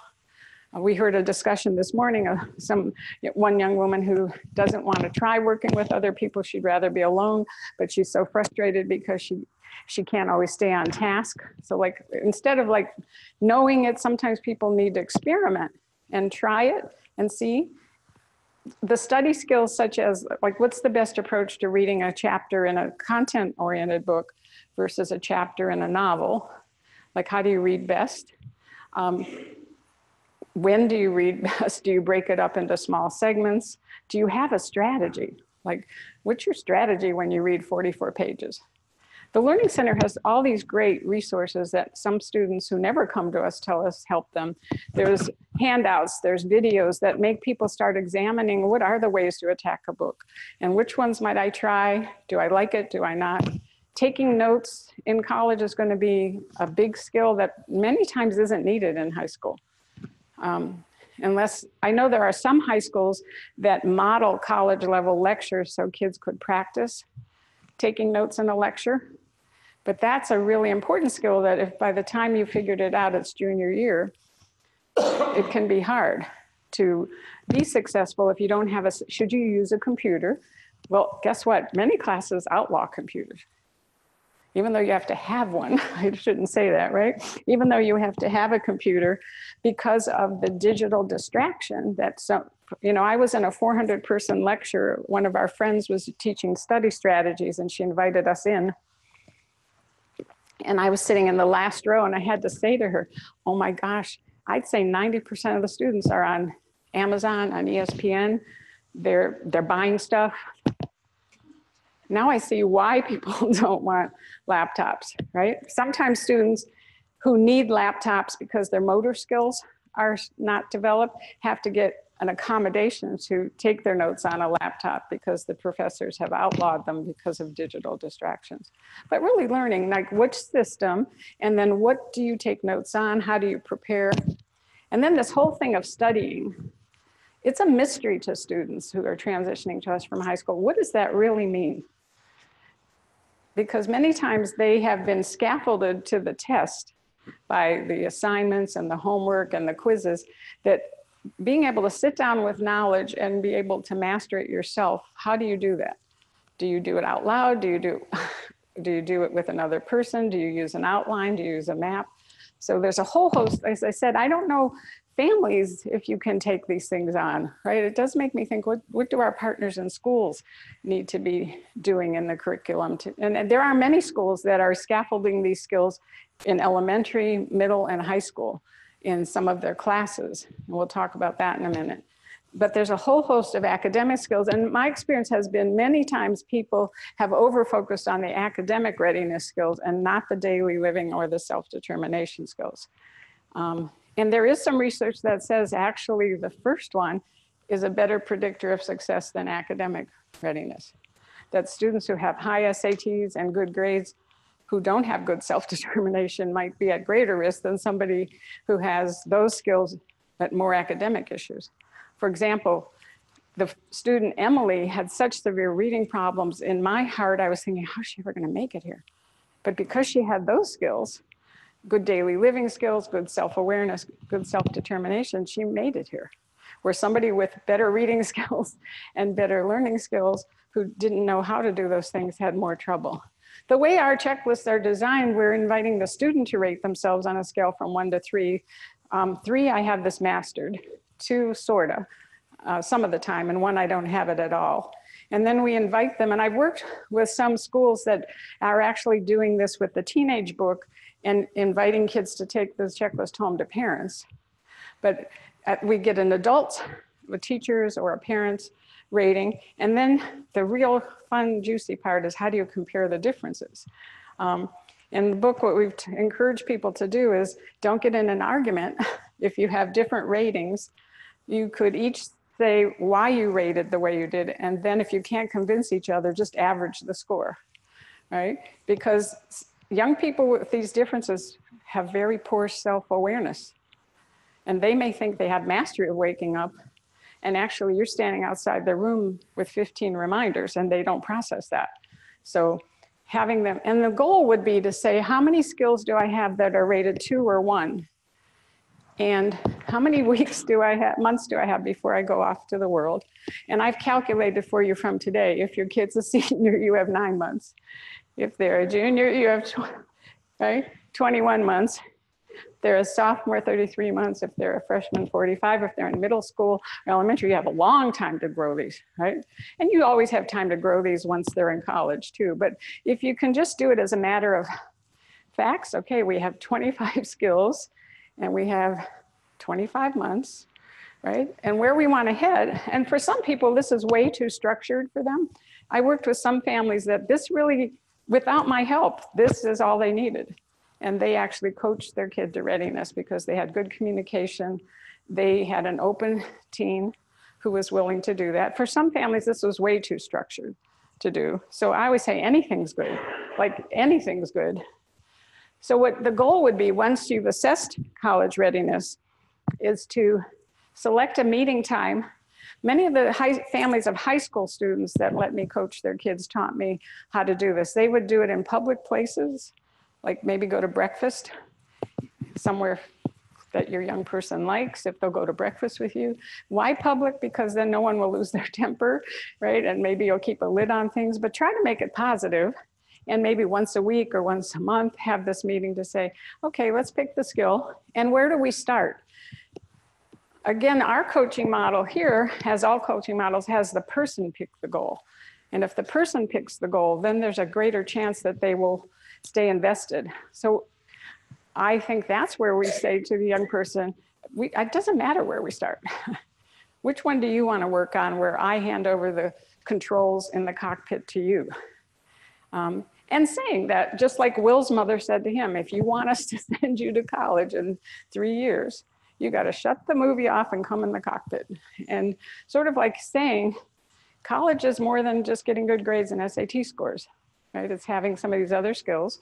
I'm managing a lot of things, or the rest of the family is. Let's pick one area where you're willing to set some goals to take over. And using SMART goals, I know that's a big term in the business world: specific, measurable, action-oriented, realistic, and time-sensitive. And what does that really mean? Just get specific. Like to say, I want to get better at waking up. What's better, right? That's not specific. How do we know that you've gotten better? But to say, I'm going to wake up by 7 without an adult, and I'm going to be downstairs by 7:45. That would be the goal for the kid. The goal for the parent might be, I'm going to limit my role to 1 reminder at night to make sure you've set your alarm correctly, and you picked AM versus PM, right? And I will give you 1 reminder in the morning, and you tell me what I should say, right? So the more specific the goal is, then it's discussing together, well, how do we get there? Like, when do you want to start? How will you remember we're working on this? What do you want me to do? Like if I see you not remembering we're working on this, what should I say so that we don't have a fight? Collaborating really does mean, and I'm getting to do this a lot in my family with some family members who have been kind of taking care of all their lives. And I pretty much say, so I need your help. Like I see you have a dentist appointment that you need. You haven't made it for 3 months. Do you want my help? Or do you want to have pain and have your tooth pulled out? I mean, I do. But I just say it's your choice, but I'd be happy to help you with this. But I need your input. Like, what should I say that doesn't come across as nagging? And how should I do it? And what else could we do? So kind of getting them to design you as their coach. And as I said, most of the time, it's helpful to scaffold. Like somebody was saying, you've seen me do your medicine for all these years. Here's my system. Do you like my system? Do you want to do my system, or do you want to do your own? There are times where people might just say, I said, cold turkey. I had one family that worked on this morning thing. And finally they said, if you're not downstairs by 7:45, I'm leaving. And you'll have to take, at that time it was taxi. Now it could be Uber. And they did it one time. It was very hard for the mom to do. And guess what? The kid started getting up better. Sometimes there's no need to change. That's not always the case, because sometimes change is really hard, but sometimes you know mom is going to wake you up and you know she's not going to let you be late to school, right? And that can be hard on a parent, but that can also be readiness for college. And what data are we going to collect? Do you want to use your phone to keep track of how many mornings you met the goal? Should we use a calendar or a whiteboard in our kitchen? And then when we sit down, let's not have an argument. Let's just look at the facts. Out of the 2 weeks, how many days? And really praise the successes. And let's look at those. Like, how did that happen on those days? That's so cool. And then what happened on these days, right? Now, I realize, I mean, again, it's sort of like it's a loop, like evaluate progress and then we pick the next skill.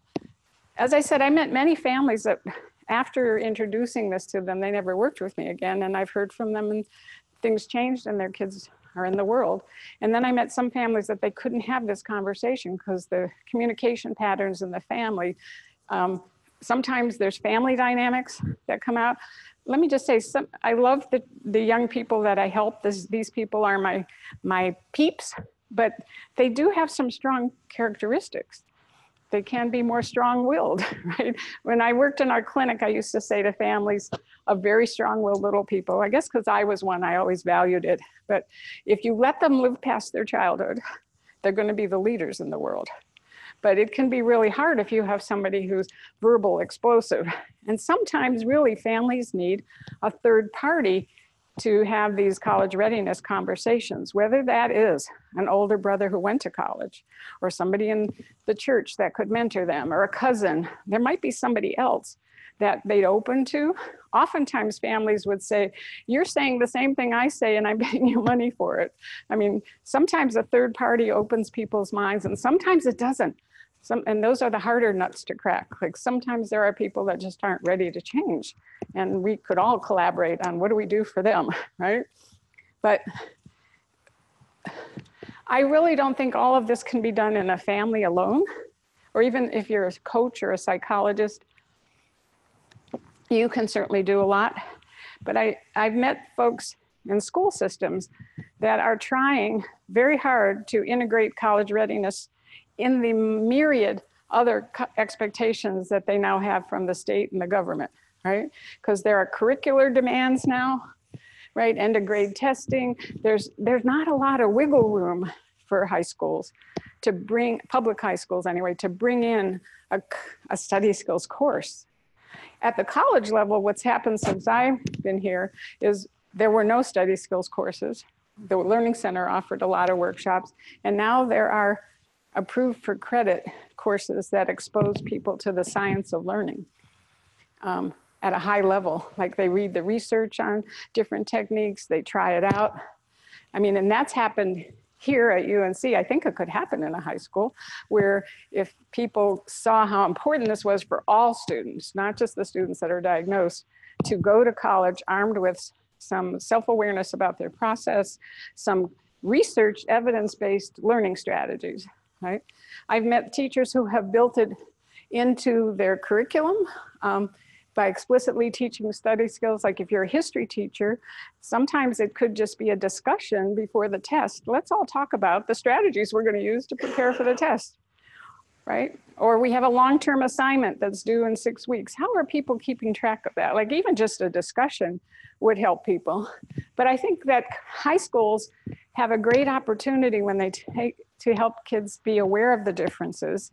When we take field trips to colleges to see campuses, that's a great time to do some research, like meet students, right? Meet students who are using resources, interview the people who are giving you the tour, ask them, what was the biggest difference that blew you away, right?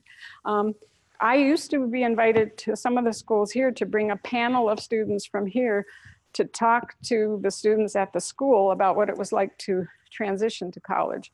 And it's always best to bring the freshmen who just did it because they're raw, right? And as I said, if you can play on our Learning Center website, there's still some interviews, but the people who have the most potential to open the minds of high school students are teenagers that maybe they looked up to, who went off to college, who are home on a Thanksgiving break, and they could have an assembly and People could talk about what college was like, what was easy, what blew me away, what do I wish I would have done my junior year. They'll listen to their peers more than they would listen to parents and professionals.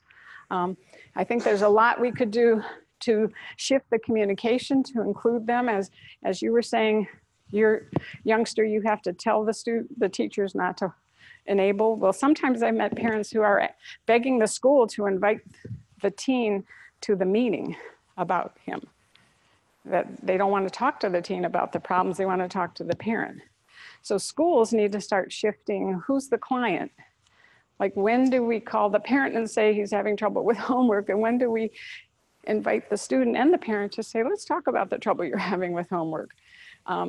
Because oftentimes you're like, I don't know what to do, right? I need their input to be able to solve this problem.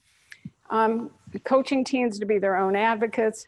We've met schools who have bought the On Your Own book, and the special ed teachers have done college readiness workshops or groups where they set goals and coach each other.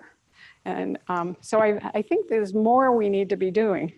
And then we're leading to the next point. Schools play part of the problem because they don't always model college level accommodations and assignments. Sometimes the teachers aren't fully aware that the laws change, and they don't realize they're setting up some things that won't be here. And sometimes there's things that aren't even legal accommodations, like they've allowed modifications that no one's going to ever allow. I have an example of a young man who I met after he flunked out of here, and he took a break and he came back and he got diagnosed late in the game with very severe hyperactivity, very bright. He got really good grades. And I said, how did this hyperactivity show up in high school? He said, well, I was the president of the honor club and people let me pace the halls rather than sit in class. They liked me. And when I got antsy, they just said, oh, John's good, we'll just. So lots of times people aren't realizing that that's a sign of something if somebody can't sit. So let's look at this next point.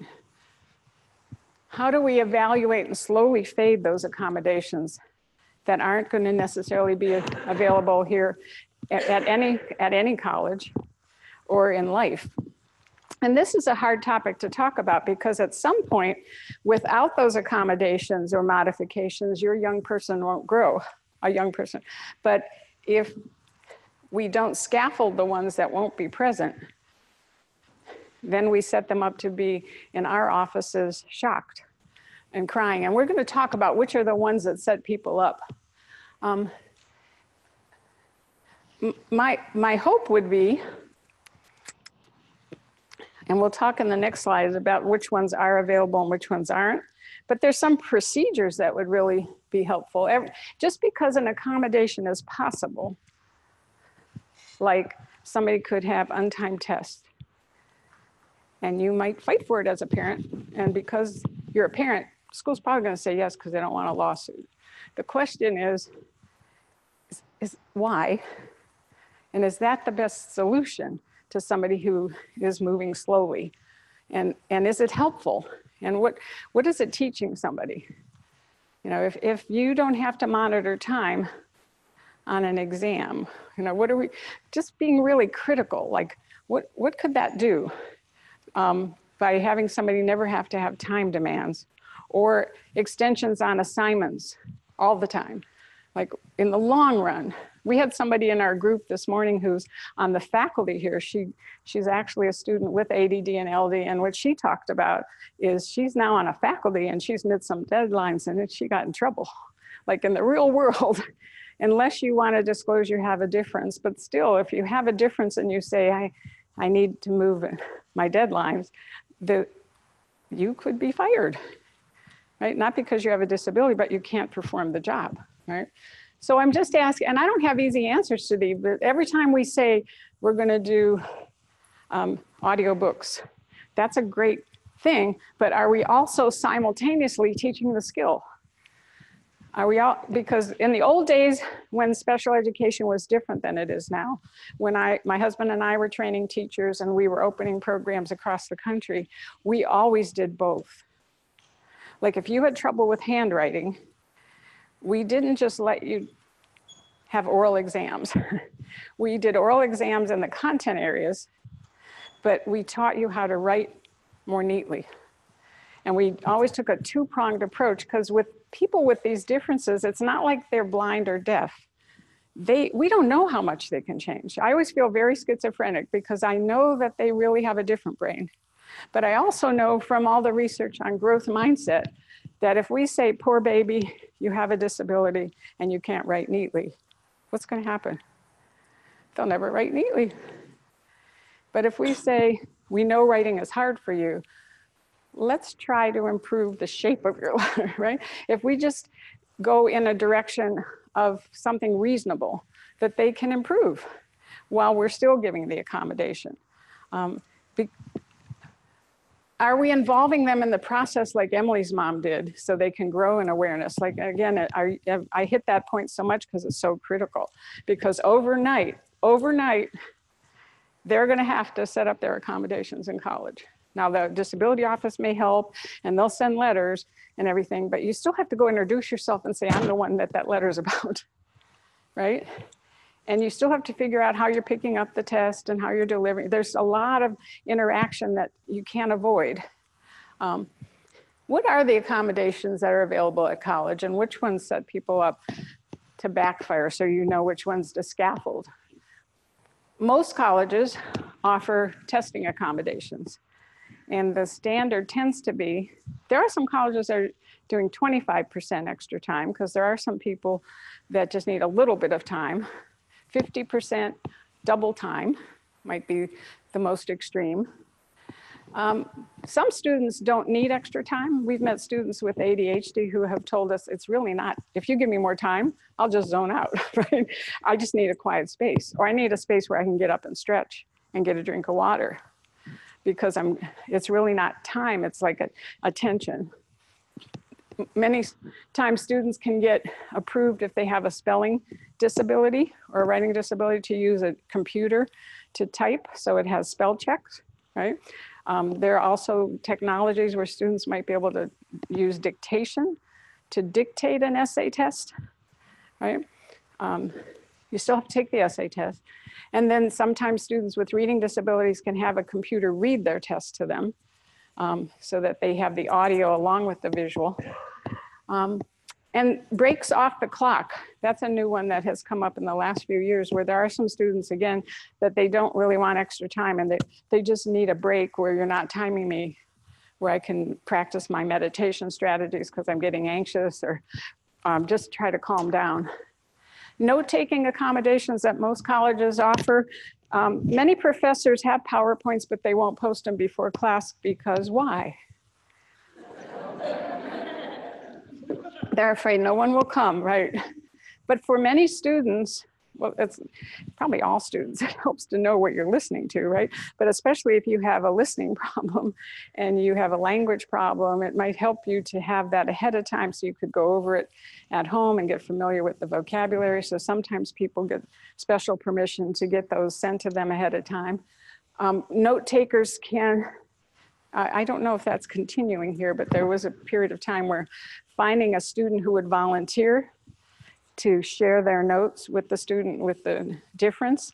And sometimes that's done privately, like through a website, like the volunteer note taker will drop off their notes at a website and the student will pick them up and they never have to meet. So it's private. And there's more and more technology that will allow people to tape record a lecture while they're writing or typing notes, and it will sync what's being said to what they're writing or typing. And it can make them independent. And many of those things are built into laptops. There's something called the LiveScribe Smart Pen that has a microphone built into it. And while you're writing on special paper, it tapes so that later you touch the page at the point where you lost the lecture and it brings back what you lost at that moment. I used it when I took Italian here. It was so great because I couldn't follow what he was saying, and I'd put a little asterisk, and then later I'd go back and oh, he said this. So many times students prefer these technologies because they can be independent. And then guess what? In the world of work, if you're having trouble in a meeting paying attention, you have tools and technologies that can help you follow everything that just went on in that 3-hour meeting. For reading and writing, I've already said this has nothing to do with the test, but you know, more and more these technologies are available widespread through apps and built-in accessories in our laptops. Like I just bought a new laptop. I just click a button and I can use dictation or it'll read to me. It used to be we had to buy special programs to do that for audio versions of books. And then priority or early registration, some colleges offer, which allows the student to maybe register before their class does so that they can try to not just get the best professors. I know that's what people want, but it's sort of like looking at how do you manage your classes so it's time to your medicine? Or you don't want to take too many writing intensive classes when you have a writing disability, right? So those are common ones. These are ones that when we've sat in our teams and talked about what high school should stop doing, these are the ones that get kids really blindsided. Blanket extensions for all assignments. Most colleges will not give you that as a blanket accommodation.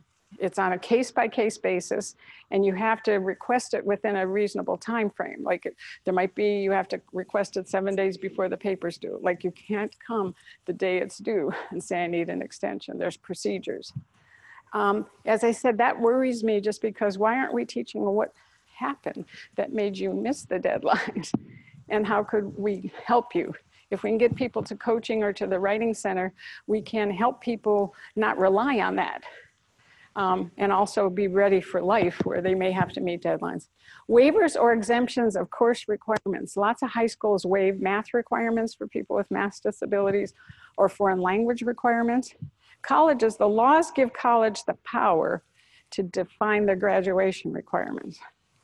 So before you pick a college, you got to find out, do they require a foreign language and do they allow for waivers or substitutions?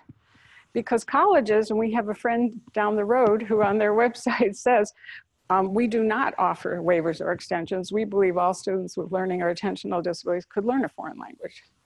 And you can go there and try to sue them, but they have the right to do that. The law gives the college the right. They give the program, like the psych department requires you have how many levels of a language? Is it 3? Like if you want to be a psych major, you're not going to waive the language requirement, right? If you want to go on to graduate school someday and you've waived your math requirement, you may discover it bit you in the butt because you can't get in. So these are things that high schools may give out of more liberally that they don't realize colleges don't have to honor those. So you might have to come to a college and you hadn't taken a foreign language. You probably won't get admitted at some colleges if you haven't. So you want to, and then these extreme exam accommodations where you are able to retake exams and do corrections. We meet students that's written in their IEP.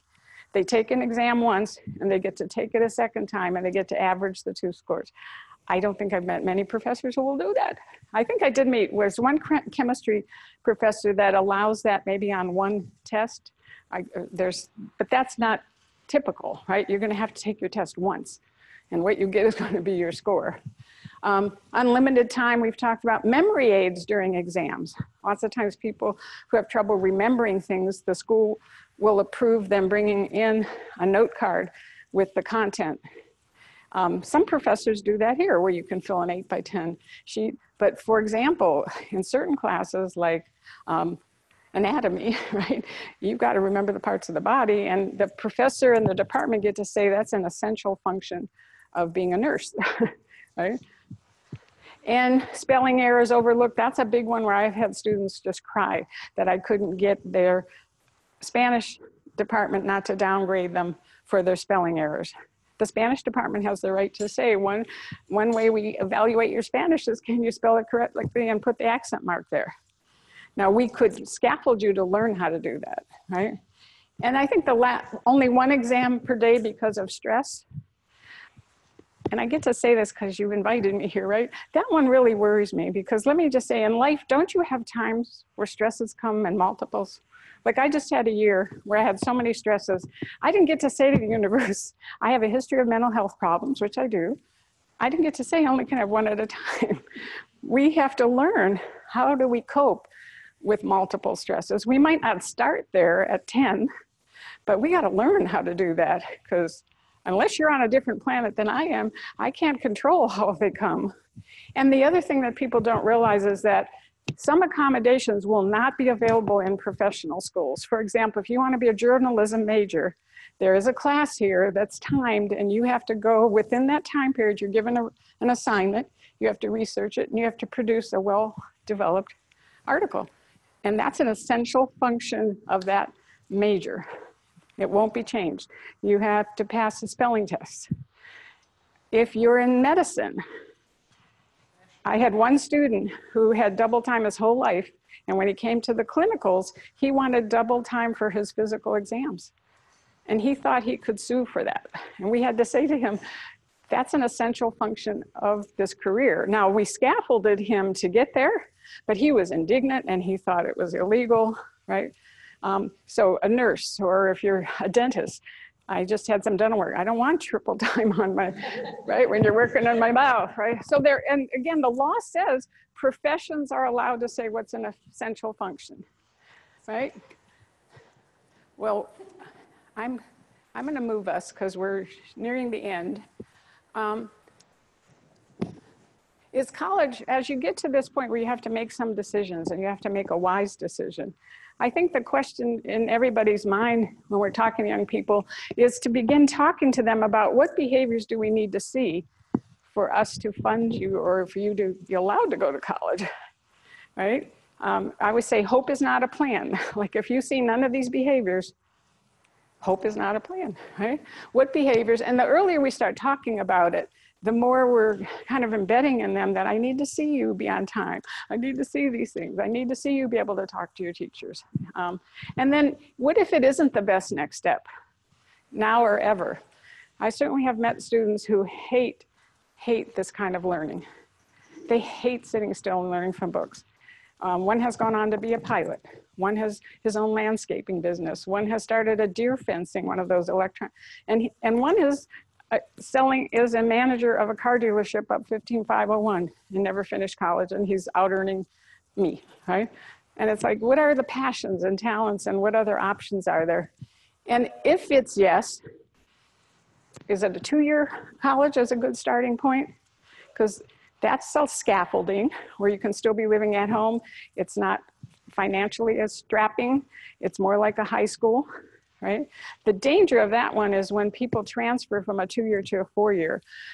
Nationwide, community college transfer students have a great deal of difficulty adjusting for all the reasons you might guess. The social part, they've been successful in a smaller place, and they have only 2 years to pull it together.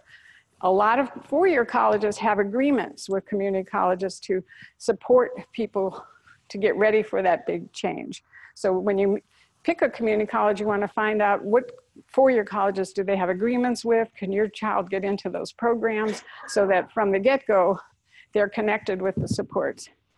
And then how do you decide? There's a book that we have on the table, I think, the K&W Guide to Colleges, which can help you, but that doesn't take the place of campus visits, sitting in on classes, meeting the staff at the resources that your child will be using, and also having interviews with actual people who use the resources, students, so that they can actually ask questions and find out what the students think. And then the main selection is which college has the most resources. And I should add that looking at the disability resources is only one thing. Looking at all the resources, like, is this a college that has resources for everyone? And what are they? Like, UNC has a lot of free resources for everyone, a writing center, a learning center. There's all kind of freshman experience resources. So learning to not just narrow your look to the disability world, like what do they do for everybody who's adjusting? And do they have support groups in the dorm, coaching groups, workshops on study skills? And then making the decision not based on what relative went there or that Michael Jordan was here, right? But can your young person really learn in that environment? And are you setting the stakes up in a positive? So what I need to do, because this section had more meat in it, right, is I need to move us to the end and then take questions. So I would ask you, the coach in me never likes to just end. I like to say to you, just at some point today on your drive home or when you're home, just think about like what stands out in your mind from today. And if you're already on the path of empowering, how could you do more? Like if you're already working on college readiness, how could you do more? Are you boxed into accommodations that you fought for that now you're wondering, like, should I begin scaffolding? Just pick something and pick a next step, and then ask, like, what supports do you need? Are you in parent groups? Do you need to talk to somebody in your family who's already gone through this? What we want to do is connect back to these two girls and see what happened. Let me just say again, I do not want to imply that if parents are totally responsible for preventing problems in their kids' life, because that's not life. But in their cases, so Emily did graduate here in 4 years with a 3.0. At different points in her life, problems surfaced. As I said, her introversion and being able to make friends was a huge issue her sophomore year when all her friends had their new friends in sororities. And she did have to go to the counseling center for a while to kind of come to grips with her loneliness. She lacked some social skills. When she took a foreign language here, it brought back all her feelings that she had in the second grade when she couldn't learn to read. And she was really upset. She got some help for that. She passed those classes with a C, and she hated it because she didn't want to get C's, but she did it. When she graduated, her first job out of college was as a middle school. She was a history major, and she was hired by a private school that specialized in students with ADHD and LD. And a few years ago, she contacted me. She wanted to go back to school to get her MBA because she has a family member in the mountains here that has a camp. And she thinks having some sort of outdoor, there's already many in our state, but she wanted to make an arm of that camp that specialized in LD and ADD, which is so cool. Lisa's story also ends surprisingly well. And that's why I want you to kind of frame in your mind that a crisis could be the seeds to wonderful things. She came back after she withdrew her spring semester of her freshman year. She came back and she still couldn't make it. The depression came back. She withdrew herself and realized she was in the wrong major. She was in a science major, and she decided to switch to a women's studies major. When she came back, so she missed 2 semesters, right? So she came back the spring semester of what would have been her sophomore year with a renewed sense of purpose that she realized she maybe would have some career or something to do with more of helping people and women's issues. At that point, she made a commitment to using all the resources that were here. By the next year, she was actually volunteering at the Learning Center. Kristen knows who I'm talking about, trying to get peer coaching going. She volunteered with the retention office that deals with students who get on probation and co-led their groups so she could tell her story of falling apart and coming back together. And when she left here, she had worked as an RA for a few years and realized higher ed is her calling, got a master's degree in higher ed, and for the past 3 years has been working at a small college, working with freshman transition. And I couldn't make these stories up, but I think what we want to really, as a group, keep in mind that, as I said, we can't prevent all the crises students have, but so often when they fall apart, they blame themselves. And they're in our offices saying, I'm stupid, I don't belong here. And after years of hearing that, I've decided to shock them. And I started saying, on the behalf of the entire school district in our country, I apologize to you. Because I know you made bad decisions, you went to a game when you shouldn't, but we are part of the problem, and we owe it to you to do a better job. So I thank you for your attention.